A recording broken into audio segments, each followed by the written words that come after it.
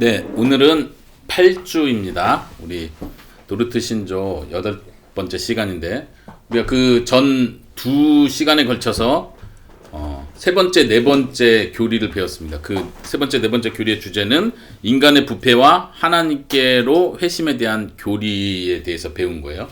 그래서 인간이 전적으로 타락했다 이런 부분을 배웠고, 그 다음에 하나님께서 은혜로 부르시고 부름을 받은 그 자가 하나님께 반드시 나온다, 이런 내용을 지난 시간에 배웠는데, 오늘은 그 논박에 대해서 배우겠습니다. 총 논박 9개의 오류에 대한 주장, 오류 주장을 보고 거기에 대한 반박을 한번 보도록 하겠습니다. 첫 번째, 한번 지난 시간에 배운 게 잘 이렇게 상기가 되는지 한번 생각하면서 보시기 바랍니다. 첫 번째 오류, 정당하게 말하면 원죄 그 자체로는 온 인류를 정죄하거나 이 세상에서 그리고 영원히 형벌을 받아 마땅하게 만들기에 충분하지 않다. 다시 말하면 원죄, 아담과 하와가 지은 그 죄, 그리고 그것이 물려진 그 죄로 인해서 온 인류가 심판을 받아서 영원한 형벌을 받아야 된다 라고 하기엔 그 원죄 자체가 그렇게 큰 대단한 게 아니다, 그렇게 대단히 심각한 게 아니다, 이런 주장이죠. 네, 그렇죠. 우리는 이것이 분명히 잘못됐다고 말할 수 있습니다. 그냥 사람의 생각으로 말할 것 같으면 그치, 선악과 그 좀 따먹은 거 그것 때문에 뭐 온 인류가 다 영원히 끔찍하게 지옥에 가서 벌 받는다? 이건 너무 말이 안 되는 것 같다. 이렇게 사람의 생각으로 할 것 같으면 좀 지나치다 이런 생각이 들지만, 성경은 그것이 얼마나 중요한 문제인지를 분명히 다루고 있다는 거죠. 이는 다음과 같이 선포한 사도를 거스른다. 사도의 말, 그러니까 성경의 말씀과 위배된다, 반대된다는 주장이에요. 로마서 5장 12절 같이 한번 읽어보겠습니다. 시작. 그러므로 한 사람으로 말미암아 죄가 세상에 들어오고 죄로 말미암아 사망이 들어왔나니 이와 같이 모든 사람이 죄를 지었으므로 사망이 모든 사람에게 이르렀느니라. 이 성경 구절 하나만 딱 보더라도 이 원죄가 끼친 영향에 대해서 성경 아주 분명하게 말한다는 거 알 수 있어요. 아까 말한 것처럼 사람의 생각으로 하면, 아니 한 사람 때문에, 여기선 지금 분명히 아담을 가리키는 거예요. 하와를 가리킨다기보다 아담을 가리킨다는 거 기억해야 돼요. 왠지는 알죠? 아담이 대표자로서, 온 인류의 대표자로서 언약을 맺은 사람이기 때문에 그래요. 아담 한 사람 때문에 죄가 세상에 들어오고 이 죄로 사망이 들어왔다. 그래서 모든 사람이 죄를 지은 것과 같다, 이렇게 표현하는 거예요. 아담의 죄가 모든 사람의 죄 지은 것과 동일하다는 거예요. 그래서 모든 사람이 사망에 이르게 된다, 이렇게 표현하죠. 이 한 구절만으로도 분명히 그 원죄의 심각성 그리고 그 영향에 대해서 분명히 말하고 있다. 심각하지 않다고 생각합니다. 예, 이 오류는 원죄가 심각하지 않다고 지금 말하는 거잖아요. 두 번째 구절도 심판은 한 사람으로 말미암아 정죄에 이르렀다. 로마서 5장 16절. 그리고 또 로마서 6장 23절은 죄의 삭은 사망이다. 그 죄의 대가는 분명히 사망. 여기서 말하는 사망은 영원한 형벌, 지옥의 형벌을 가리키는 것입니다. 두 번째 오류를 살펴봅니다. 선함, 거룩함, 의로움과 같은 영적 은사들과 선한 자질들, 덕성들은 사람이 처음 지음받을 때 사람의 의지에 속했던 것일 수 없다. 따라서 이것들이 타락으로 사람에게서 분리되었을 수 없다. 이 말은 좀 표현이 어려운 것 같은데 쉽게 말하면 이런 거예요. 다시 말하면 거룩함, 선함, 의로움 이런 거, 그 다음에 선한 자질들은 처음부터 사람이 창조받을 때 가지고 태어났던 게 아니다, 이런 거예요. 왜 이들은 이렇게 말하죠? 중립적이라는 얘기를 하는 거예요. 그래서 내가 선을 택하는 거고 내가 거룩을 택하는 문제지 처음부터 선하고 거룩하게 지음받은 게 아니라고 얘기를 하는 거예요. 사람이 지음받지 않았다. 선하게 거룩하게 지음받은 게 아니라 나는 중립 가운데 있는 상태인데 선한 것을 내가 선택한다는 거예요. 혹은 악한 것을 선택할 수도 있다는 거죠. 이런 상태로 보는 거예요. 그렇기 때문에 잘못됐다고 우리는 분별할 수 있죠. 왜냐하면 이제 이 논박에서 보면 이 주장은 사도가 에베소서 4장 24절에서 말한 하나님의 형상에 대한 묘사와 거슬러 싸운다. 이 4장 24절은 이렇게 말해요. 하나님을 따라 의와 진리의 거룩함으로 지으심을 받은 새 사람을 입으라.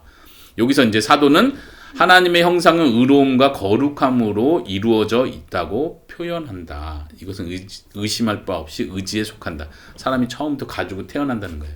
하나님의 형상으로 지음받았다는 거에 중요한 표현인 거죠. 그러니까 하나님을 따라 의와 진리의 거룩함, 이렇게 표현하고 있죠. 네. 근데 이제 아르미니우스 주의자들은 말하기를 이것은 처음부터 가지고 있던 사람의 본래 창조받을 때 모습이 아니라 아담도 하와도 자기가 스스로 선을 택하는 거다. 자기에게 주어진 그 일반 은총에 의해서 자기가 좋은 것을 선택하는 문제다. 이렇게 봤던 거죠. 자, 세 번째 오류 쭉 넘어갑니다. 영적으로 죽었을 때 영적 은사들은 사람의 의지에서 분리되지 않았다. 영적 은사는 분리되지 않았다.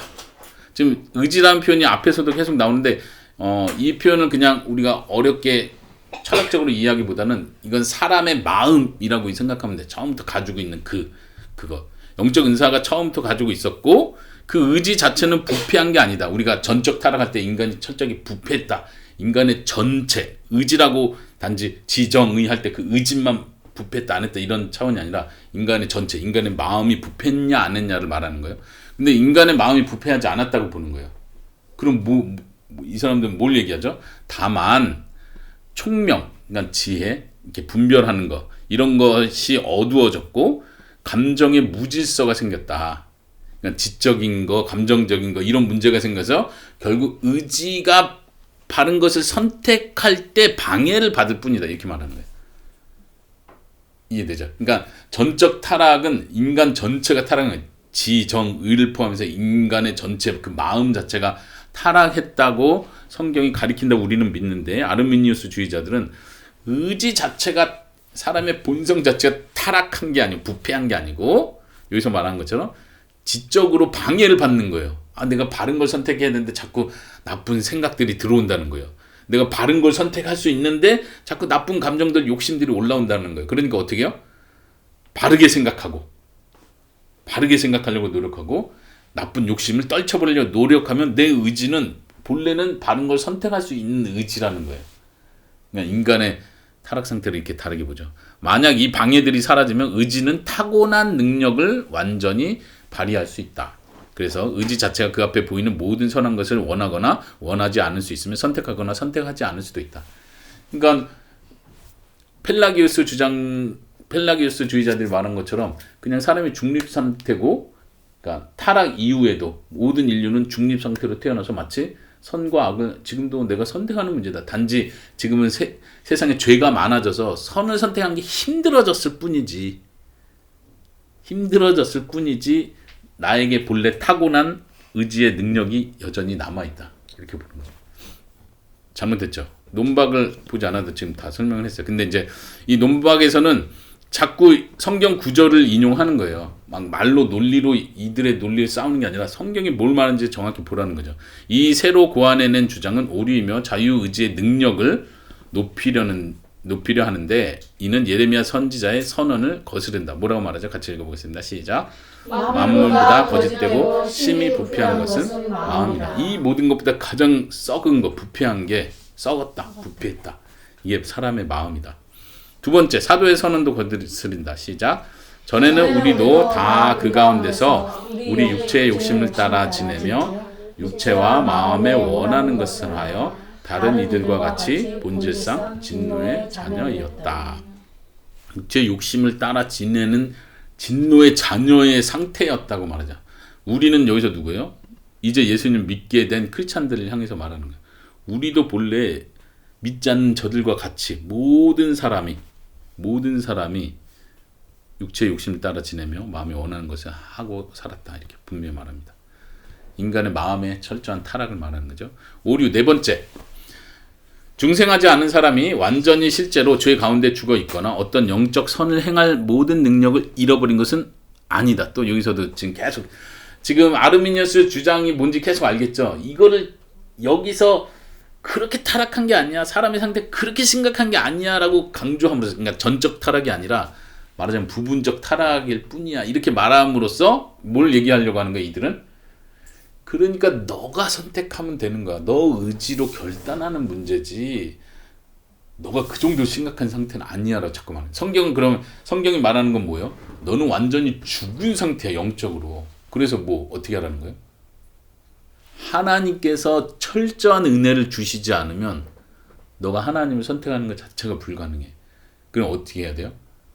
회개하는 마음으로, 하나님을 의지하는 마음으로 철저히 하나님께 나아와야 한다는 걸 더 강조하는 거예요. 그리고 오직 하나님의 은혜로 구원이 가능해진다는 걸 받아들이라는 거죠. 이들은 아니라고 말하고 그는 생명과 의에 대해 줄이고 목말라 할 수 있다.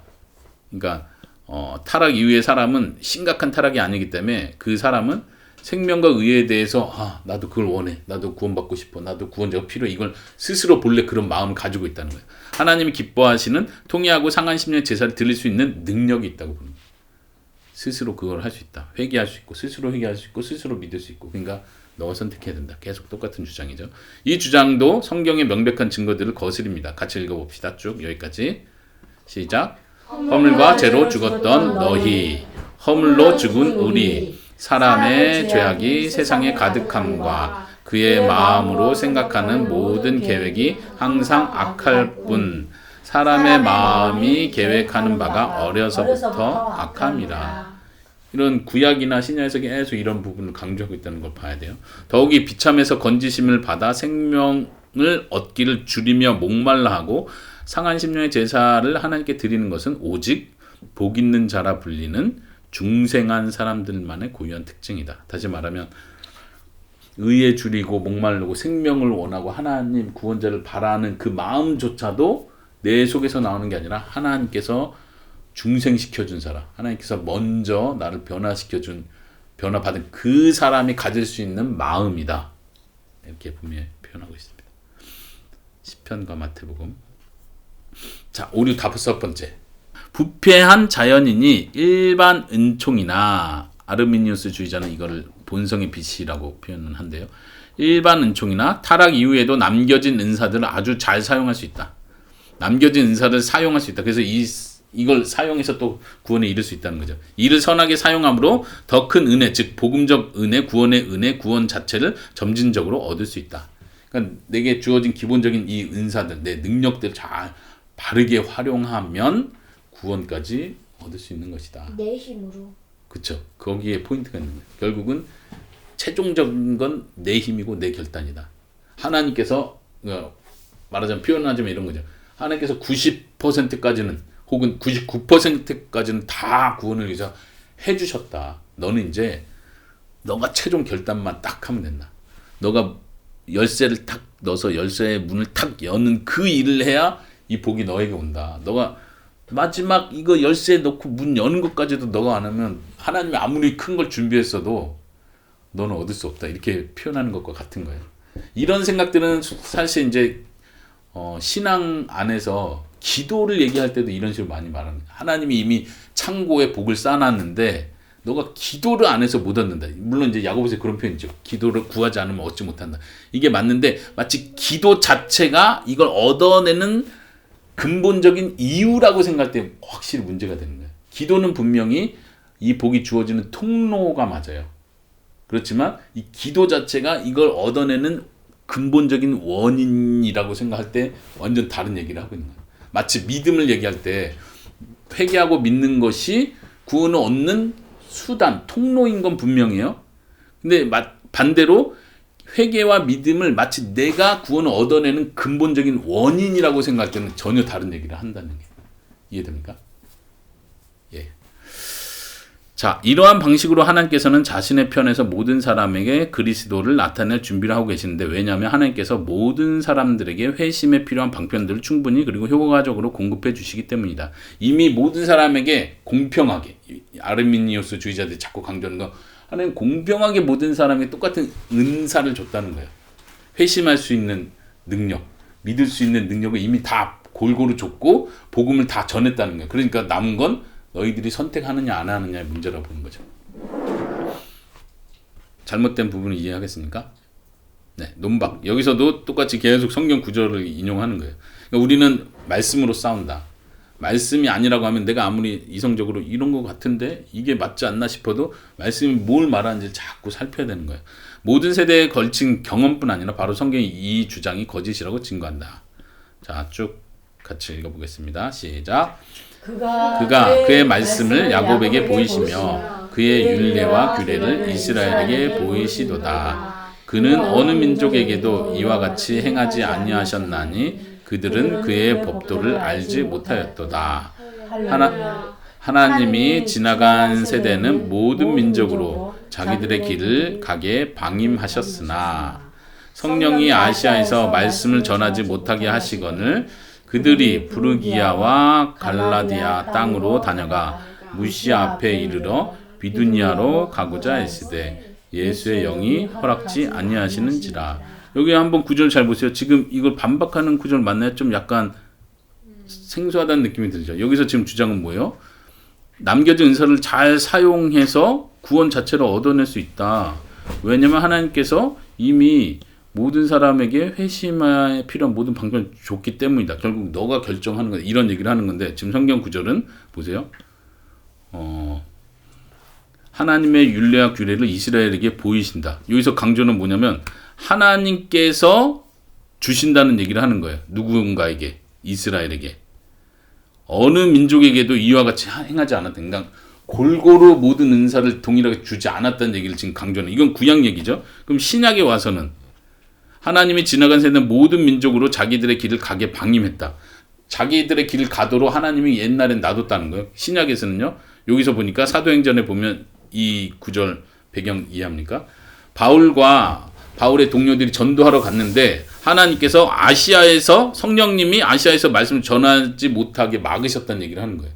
구체적으로 어떤 방법인지 모르지만. 그리고 부르기아와 갈라디아 땅으로 다녀가 무시아 앞에 이르는데 이 지역이 이름이에요. 근데 비두니아로 가고자 노력했는데 이번에는 예수의 영이 허락지 않았다는 얘기를 해요. 무슨 말이에요? 하나님께서 허락하는 게 있고 복음이 전파되도록 회심의 기회를 주도록 허락하는 데가 있고 그렇지 않은 때가 있다는 거예요. 다시 말하면 사람이 그걸 결정하는 게 아니라 하나님이 결정한다는 걸 보여주는 거예요. 놀라운 구절이죠. 사실 이런 구절을 보면 이거는 좀 이해가 안 되는데 논리적으로는 아르미니우스 주의자들의 말이 맞는데 이렇게 하지만 성경은 분명히 하나님께서 주도적으로 어떤 이들에게 은혜를 베푸시고 복음을 들을 수 있는 기회를 주시고 어떤 이들에게 회심할 수 있도록 마음의 문을 여시고 회개를 주시고 믿음을 선물로 주시고 이런 얘기를 하나님 중심으로 하고 있다는 거예요. 이해하시겠습니까? 자, 6번째 제가 읽어보겠습니다. 사람이 참되게 회심할 때 하나님께서 새로운 자질이나 능력이나 은사들을 사람의 의지에 주입하실 수 없다.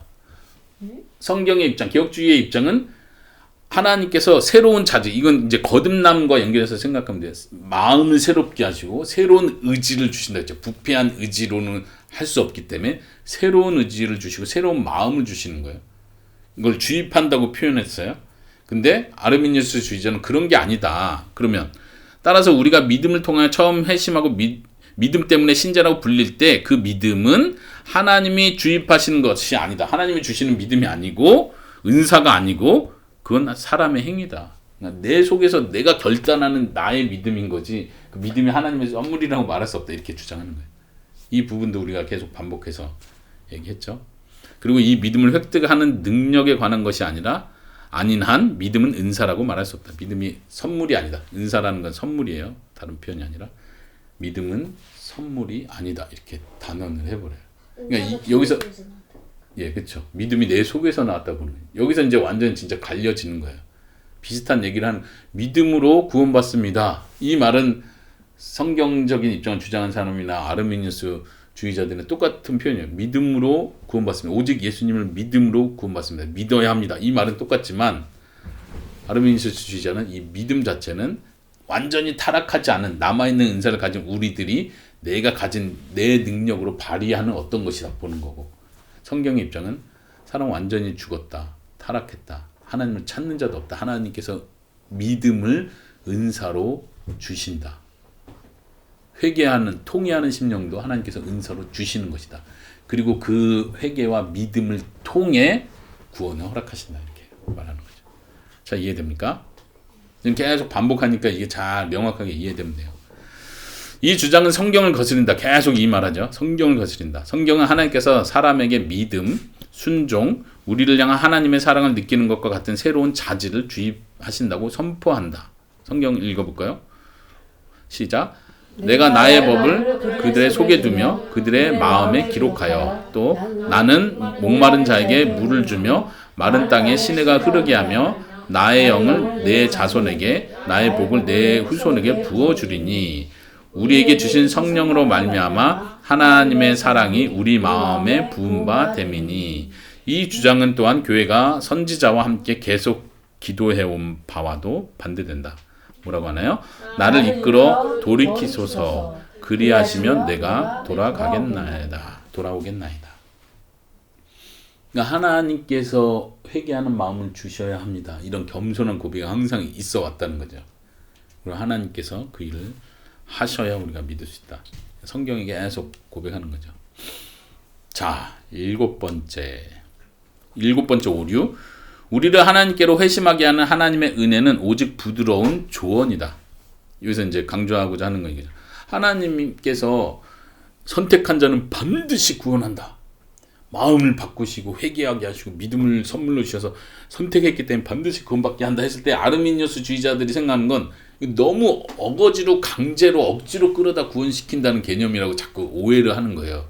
그러니까 이들이 강조하는 건 하나님께서는 그렇게 억지로 안 하시고 부드럽게 조언하시는 거다. 믿지 않으려? 내가 너를 위해 이 정도까지 했는데 믿어야 되지 않겠니? 이렇게 설득하는 정도지 하나님께서 어떤 은혜와 강력한 역사를 통해서 이 사람을 끌어오는 게 아니다라고 이들은 표현하는 거예요. 이런 조언의 방법으로 역사하시는 것이 사람을 회심시키시는 가장 고귀한 방법이다. 하나님이 이런 방법을 사용한다. 그리고 인간의 본성과 가장 잘 맞는다. 또한 도덕적으로 설득하는 은혜만으로 자연인을 영적으로 만들기에 충분하지 않을 아무런 이유가 없다. 다시 말하면 도덕적인 설득의 은혜만으로 이 사람을 변화시킬 수 있다는 거예요. 왜냐하면 이들의 기본 입장은 완전히 그렇게 심각하게 부패하고 타락한 게 아니기 때문에 잘 설득하고 타이르면 돌아올 수 있다는 거죠. 이런 아르미니주의의 입장은 예를 들면 오늘날 자녀를 양육하는데도 똑같이 비슷한 생각들이 있어요. 아이들을 잘 설득하고 인격적으로 대해주고 좋은 말로 충분히 예쁜 말만 칭찬만 잘해줘도 애는 바르게 간다. 이 전제가 뭐예요? 아이들은 본래 중립적이고 선하다고 보는 거죠. 근데 성경은 그 반대로 얘기해요. 잠언 우리가 계속 묵상하고 있지만 아이들을 징계하고 바르게 가르치는 게 얼마나 중요한지를 말하죠. 이제 그 아르미니우스 주의자들 입장에서 오해하는 게 뭐냐면 그 개혁주의자들이 주장하는 거는 하나님께서 원치 않는 사람을 억지로 끌어다가 천국에 갖다 놓는다는 이 표현이 이런 개념이에요. 뭐냐면 하나님은 어느 누구도 천국에 가기 싫어하는 자를 천국에 데려다 놓지 않아요. 근데 아르미니우스 주의자는 이걸 오해하는 거예요. 아니 선택한 사람은 무조건 100% 다 천국 받는데 그 선택받은 사람 다 착한 사람도 아니라며요. 그것과 상관없이 다 선택하시고 천국을 반드시 인도하신다고. 그러면 악한 사람이 천국 간다는 건 하나님 억지로 이 사람을 끌어다가 천국 놨다는 거 아니에요? 이렇게 오해를 한다는 거죠. 그러면 바르게 설명하는 건 뭐냐면 하나님께서 상황과 마음과 여러 모든 것 주위의 모든 환경을 통해서 이 사람을 변화시키는 거예요. 그게 이제 중생의 과정이죠. 하나님께서 이 사람 마음속에 철저히 하나님을 의지하는 마음을 갖도록 이끌어 가신다는 거예요. 그 과정이 분명히 있다는 거예요. 갑자기 난 악한 사람이야. 난 다 싫어. 이런데 갑자기 뿅 해가지고 하나님 제가 믿을게요. 이렇게 변화되는 게 아니라 천천히. 이 사람의 고민, 이 사람 사람과의 관계, 자라온 배경들, 어떤 큰 사건들, 계기들을 통해서 철저히 하나님을 믿고 의지하고 하나님 앞에 낮아지고 겸손해지고 하나님의 은혜를 구하는 그 자로 만들어서 하나님이 그게 이제 마음의 변화를 시켜서 이끌어 오신다는 거예요. 자, 이해됩니까? 그럼 뒷부분을 한번 읽어보도록 하겠습니다. 참으로 하나님께서는 이 조언하시는 방식을 통하지 않고서는 의지가 동의하도록 만들지 않으신다. 그러니까 아르미니우스 주의자는 이렇게 조언하는 방식, 부드러운 조언, 고귀한 방법으로만 하신다 이 얘기예요. 사탄의 일을 이기시는 하나님의 역사의 능력은 하나님께서는 영원한 선을 약속하시고 사탄은 일시적인 선을 약속하는 것이다. 그러니까 우리가 잘 생각해서 영원한 선, 영원히 좋은 것 그걸 선택하는 문제다. 하나님이 잘 우리를 선택하실 때 잘 듣고 판단해라 이런 거지. 사탄의 일시적인 선은 무슨 그러니까 이제 말하자면 일시적인 보상 개념으로 이해하면 되죠. 예, 쾌락, 기쁨 이것도 일시적인 선이죠. 근데 일시적인 거였죠. 자. 자, 여기 논박을 그대로 읽어보면요. 이것은 펠라기우스주의적이며 성경 전체를 거스린다. 성경은 사람의 회심에 있어서 설득뿐 아니라 성령님께서 역사하시는 더더욱 강력하며 오직 신적인 방식을 가리킨다. 단지 설득이 아니라 강력한 하나님의 은혜의 역사를 표현하고 신적인 방식, 하나님의 특별한 간섭까지도 얘기한다. 이 구절이 중요한데요. 같이 읽어보겠습니다. 시작. 또 새 영을 너희 속에 두고 새 마음을 너희에게 주되 너희 육신에서 굳은 마음을 제거하고 부드러운 마음을 줄 것이다. 은유적인 표현일 수 있는데 돌같이 딱딱한 마음을 제거하고 부드러운 마음을 주겠다. 이게 하나님께서 신적으로 직접적으로 간섭하시는 어떤 강력한 은혜를 표현하고 있다. 자, 8번째입니다. 하나님께서 사람을 회심하게 하실 때 전능하신 능력으로 인간의 의지를 강력하게 실패 없이 꺾으셔서 믿고 회개하도록 하지 않으신다. 그러니까 지금 자꾸 이거에 대한 반발이 있는 거예요. 강력하게 실패 없이 반드시 꺾어버린다. 이런 표현이 너무 강하다는 거예요. 비인격적이라고 느끼는 거예요. 그러니까 그렇게 하시는 게 아니다라고 말해요. 하나님께서 사람을 회심시킬 때 사용하는 모든 은혜의 사역을 행하셨고 사람의 중생을 계획하시고 원하시더라도 사람은 하나님과 성령님께 저항할 수 있다. 이것이 핵심인데 그래서 이 교리의 표현을 저항할 수 없는 은혜 이런 식으로도 표현하는데 이건 좀 좋은 표현 아니에요? 근데 아르미니우스 주의자들은 말하기를 하나님이 정말 나를 구원하기로 계획했고 선택하셨고 뜻하시고 모든 걸 준비해 놓으셨더라도 그래서 나에게 강력하게 구원의 역사로 환경으로 복음으로 내게 다가온다 하더라도 최종적으로 사람은 그 은혜를 저항할 수 있다. 다시 말하면 그렇게 저항해서 자신에게 중생이 일어나지 못해 따라서 중생할지 안 할지는 결국 인간의 능력의 선택에 달렸다. 이게 치명적인 실수 잘못이죠. 하나님은 강압적으로 억지로 하지는 않으시지만 분명 그 사람의 마음을 바꾸시는 작업을 하신다는 거예요. 자, 논박.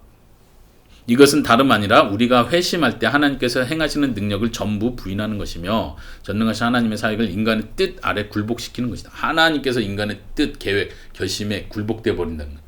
내가 널 구원하고 싶었는데 내가 할 수가 없구나. 너의 능력이 더 크구나. 이렇게 가는 신성모독적인 거라는 거예요. 또 다음과 같이 가르치는 사도를 거스른다. 그의 힘의 위력으로 역사심을 따라 믿는 우리가 하나님의 능력으로 그 안에서 믿게 된다는 거죠. 사도는 우리 하나님께서 모든 그분의 선하시고 기쁘신 뜻과 믿음의 역사를 우리 안에서 능력으로 이루어 주시기를 기도한다.